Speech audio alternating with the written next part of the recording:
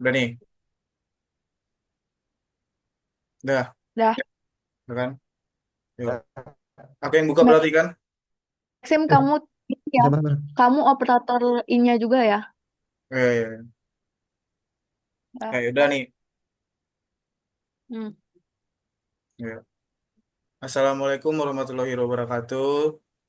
Sebelumnya, perkenalkan waalaikumsalam. kami dari kelompok 7 ingin memaparkan hasil materi yang kami sudah ringkas yang terkait mekanisme reaksi. Oke, mungkin dari saya, perkenalkan nama saya Maximus Ely Sirait dengan NIM akhir 70. Saya Iam Pratama dengan NIM akhir 71. Saya Muhammad Ramadan dengan NIM akhir 72. Perkenalkan nama saya Muhammad Habib Rizkan dengan NIM akhir 62. Perkenalkan nama saya Salma Zana Rizwanda dengan NIM 61. Oke, mungkin kita bakalan masuk ke terkait penjelasan mekanik reaksi. Nah, mungkin mekanik reaksi itu adalah proses yang menggambarkan terjadinya reaksi kimia yang secara terperinci menjelaskan bagaimana suatu ikatan terputus dan terbentuk dengan perubahan relatif positif atom-atom selama reaksi. Jadi mekanisme reaksi ini lebih ke arah menjelaskan bagaimana terciptanya suatu reaksi itu terjadi. Dan mungkin klasifikasinya itu ada dua. Yang pertama itu adalah reaksi tunggal. Nah, itu tuh menjelaskan kayak jika ada satu persamaan stoikiometri tunggal dan satu persamaan laju untuk mempresentasikan berlangsungnya reaksi. Nah, itu tuh ada rumus yaitu A ditambah B nanti akan menghasilkan R. Dan yang kedua itu adalah reaksi jamak. Reaksi jamak itu lebih ke arah jika ada yang lebih dari satu persamaan stoikiometri untuk mempresentasikan perubahan yang terjadi. Terus yang kedua itu diperlukan lebih dari satu persamaan kinematika untuk menyatakan perubahan komposisi semua komponen yang terlibat dalam reaksi. Contohnya itu adalah reaksi tunggal, revel, reversible, reaksi seri, dan reaksi paralel. Terus akan dilanjut oleh rekan saya. Ya, baik, saya lanjut untuk klasifikasi reaksi. Reaksi-reaksi elementer. Reaksi-reaksi elementer jika persamaan laju reaksinya berkaitan langsung dengan persamaan stoikiometrinya. Reaksi kimia dapat terjadi dalam beberapa tahapan reaksi, misalnya A plus B menjadi R, sama dengan R. 2A menjadi B. Minus RA sama dengan KCA CB. Minus RA sama dengan KC kuadrat A. Sejumlah reaksi elementer yang berkaitan dengan suatu reaksi keseluruhan disebut sebagai mekanisme reaksi.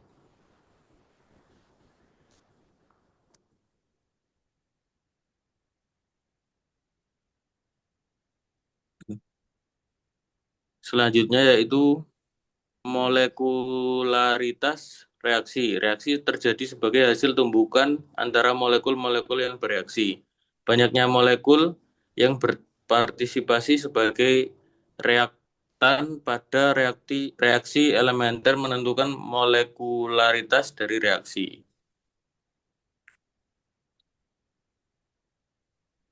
Untuk selanjutnya akan dibacakan dengan rekan saya.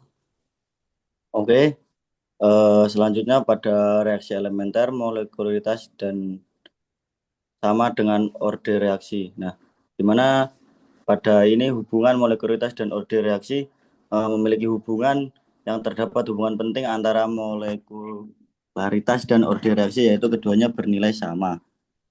Molekularitas partikel di mana atom, molekul, dan ion atau ion yang bertumbukan dalam satu tahap reaksi elementer.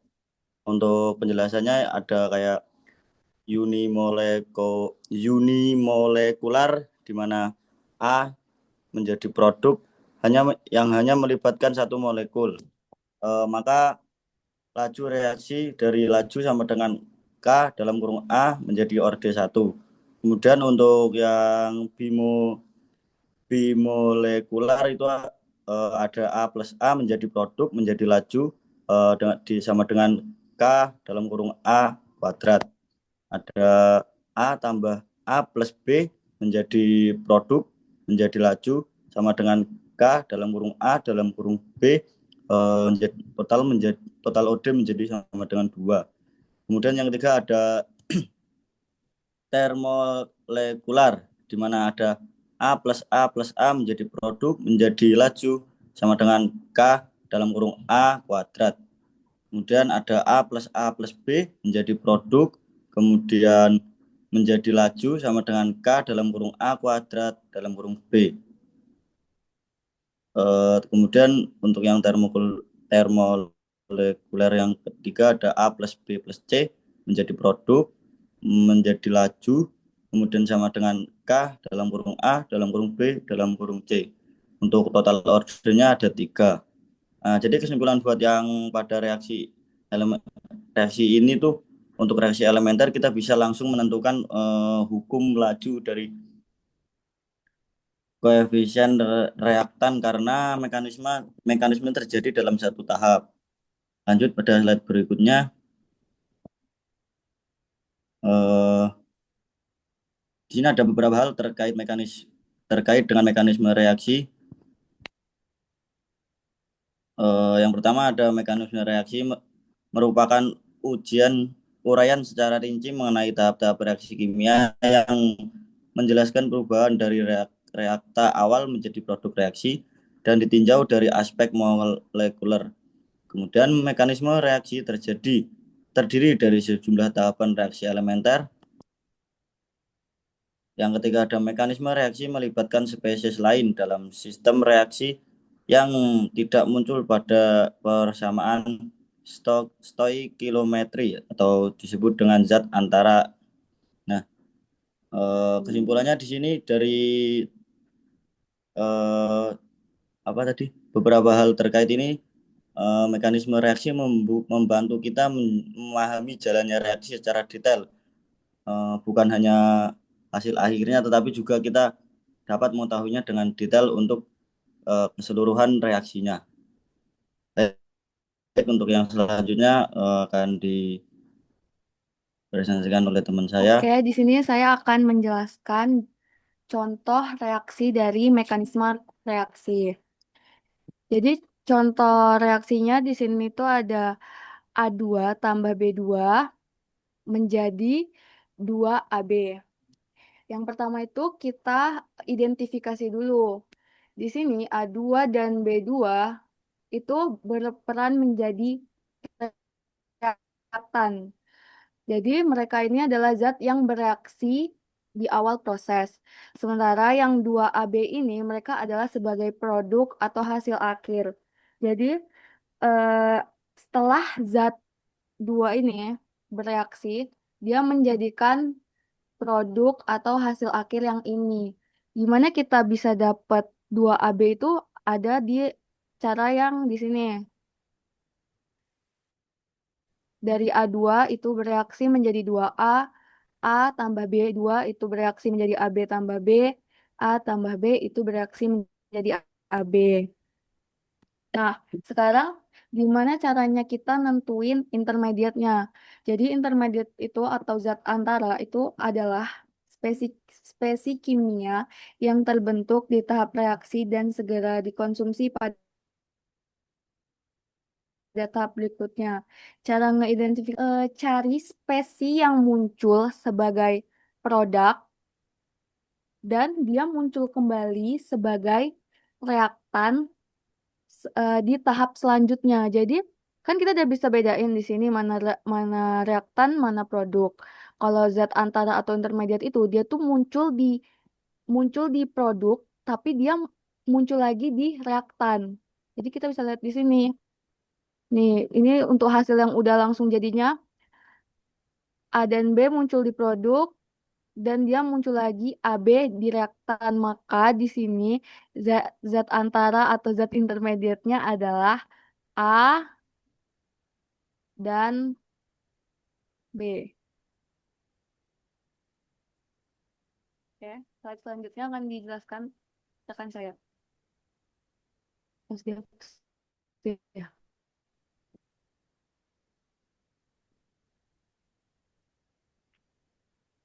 Oke, yang selanjutnya ada persamaan diferensial laju reaksi. Ya, di sini ada tiga persamaan utama yang menjelaskan perubahan konsentrasi setiap zat terhadap waktu. Yang pertama ada laju dekomposisi A, yaitu dA per dt sama dengan min Ka kalikan dengan A. Artinya, konsentrasi A itu berkurang seiring berjalannya waktu dengan konstanta laju Ka. Lalu yang kedua ada laju pembentukan intermediate I, yaitu ada dI per dt sama dengan Ka dikalikan dengan A. Dikurangi Kb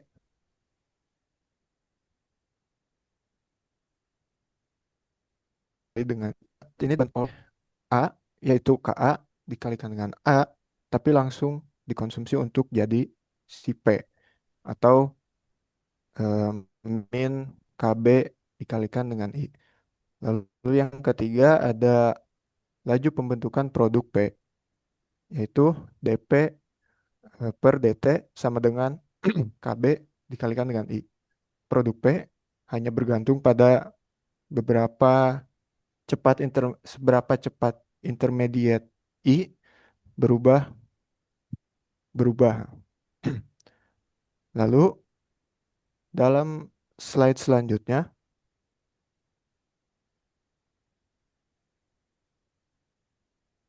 itu ada yang namanya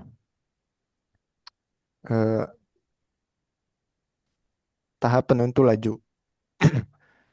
Dalam slide ini terdapat poin penting tentang bagaimana kita menentukan kecepatan sebuah reaksi jamak. Prinsipnya sederhana, yaitu tahap yang paling lambat adalah penentunya. Bisa kita lihat di sini, jika kondisi Kb jauh lebih besar daripada Ka, artinya proses dari I ke P itu terjadi sangat instan. Begitu ada zat I muncul sedikit saja, dia langsung berubah menjadi P. Tetapi masalahnya, pembuatan I dari zat A itu lambat karena Ka itu kecil, jadi seberapa cepat pun tahap kedua itu bekerja, eh, dia tetap harus menunggu supply dari tahap pertama.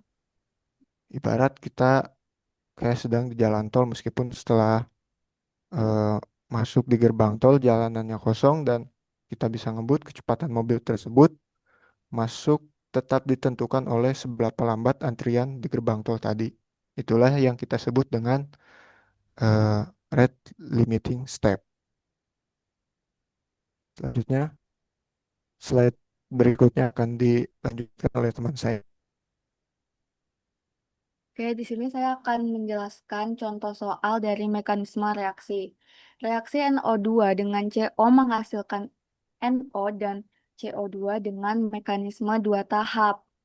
Tahap yang pertama di sini tuh ada dua molekul NO2 yang stabil. Dia tuh sama-sama memiliki satu nitrogen, di sini satu nitrogen, dan sama-sama memiliki dua oksigen. Di sini ada dua, di sini juga dua. Jadi dua molekul ini tuh stabil. Lalu mereka bereaksi, bereaksi dari yang NO2 ini, dia memberikan satu atom oksigen ke NO2 yang lain. Kan, dia memberikan, jadi yang NO2 ini memberikan atom oksigen ke atom yang lain. Sementara yang satunya itu, dia eh, menjadi kekurangan oksigen. Awalnya di sini kan dia NO2, tapi karena dia udah ngebagiin ke sini, jadi dia cuman punya satu oksigen aja.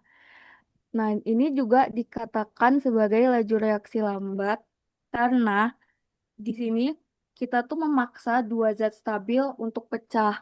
Ibaratnya ini tuh udah stabil banget kan di sini tuh udah NO2 tambah NO2, tapi karena dia bereaksi menjadi NO3 tambah NO yang awalnya dia punya dua oksigen, dia reaksikan ke produknya menjadi NO3.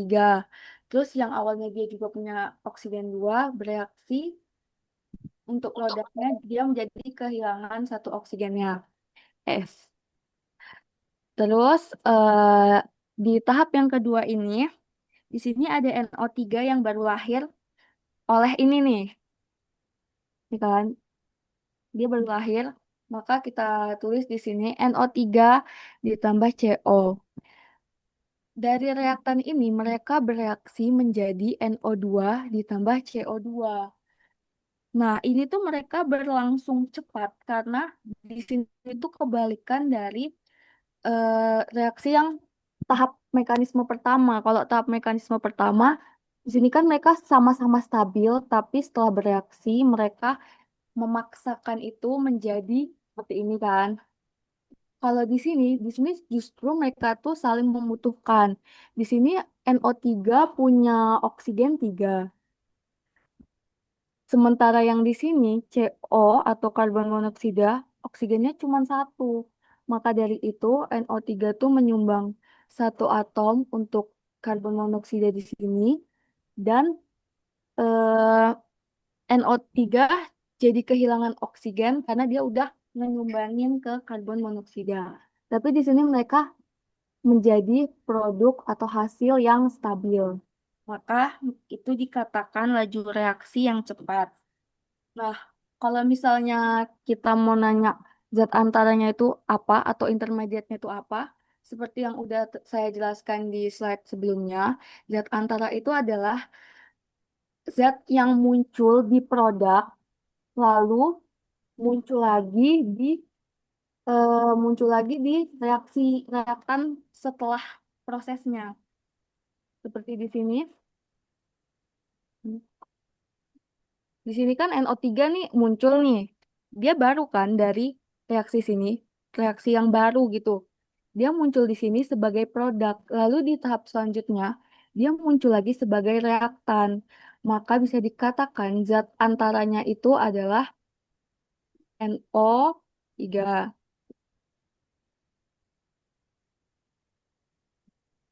Nah, gimana caranya kita nentuin berapa laju reaksinya? Jadi ya, kalau kita mau nentuin laju reaksi itu kita lihat dari yang Mas Iam tadi jelasin. Karena ini kita mau jawab yang laju reaksi yang pertama dulu, itu kan tadi Mas Iam ada jelasin A tambah A menjadi produk. Itu ada di sini kan. Ini kan A tambah A menjadi produk. Maka laju reaksinya itu K sama dengan A kuadrat. Jadi NO2 kuadrat gitu. Kalau ditanya laju reaksi K2-nya itu berapa, itu kita gabungkan dulu persamaan reaksinya.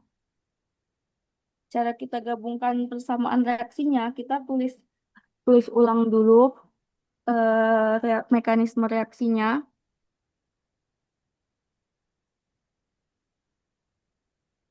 NO2 ditambah NO2, aduh, sorry jelek, menjadi NO3 ditambah NO. Terus kita tulis juga mekanisme yang keduanya, NO3 tambah CO menjadi NO2 tambah CO. Kalau kita mau cari laju reaksi yang pertama, kan ini udah ada di sini kan. Jadi kita gampang aja nentuin kalau itu tuh A tambah A menjadi produk, berarti K-nya A kuadrat. Jadi kita udah gampang lah. Kalau kita mau cari K2-nya, jadi kita harus selesaiin reaksinya ini. Reaksinya itu kita pakai cara eliminasi. Kita coret Di sini ada NO, di reaktan sini ada NO2, reaktan sini juga ada NO2. Terus di sini juga di reaktan sini ada NO3, di produk ini ada NO3. Maka kita bisa tuliskan di sini reaksi totalnya itu NO2 ditambah CO bereaksi menjadi NO tambah CO. Nah, jadi di sini kita bisa lihat lagi di rumus yang Iam jelasin tadi. Dia masih sama kayak yang nomor satu, cuman dia A plus B. Kalau tadi kan A plus A, sama kan NO2 sama NO2. Kalau ini dia udah A plus B, jadi NO2 tambah O3. Maka kita dapat tuliskan laju reaksi K2-nya adalah K2 dengan.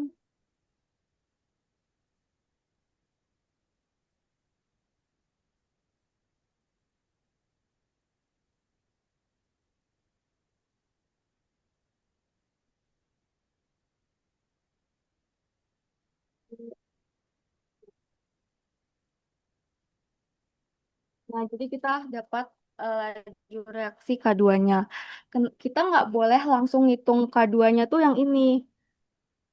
Kan ini kalau dipikir-pikir juga sama kan, ini kan A tambah B kan. Tapi kita nggak bisa langsung ngitung di situ, karena di situ tuh masih ada zat antara tadi, atau intermediate. Jadi intermediate itu dia tidak ada di awal, tidak ada di tengah, lalu habis di akhir. Jadi kita nggak bisa pakai reaksi ini, kita harus tentuin dulu eh, reaksi akhirnya itu apa, baru kita bisa dapat laju reaksi yang keduanya.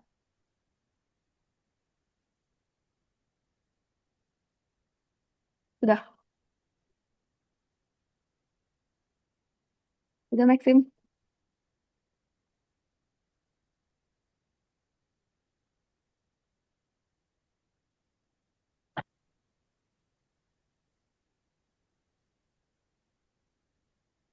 Oke, mungkin sekian presentasi dari kelompok kami. Jika ada salah kata yang kami ucapkan, kami minta maaf.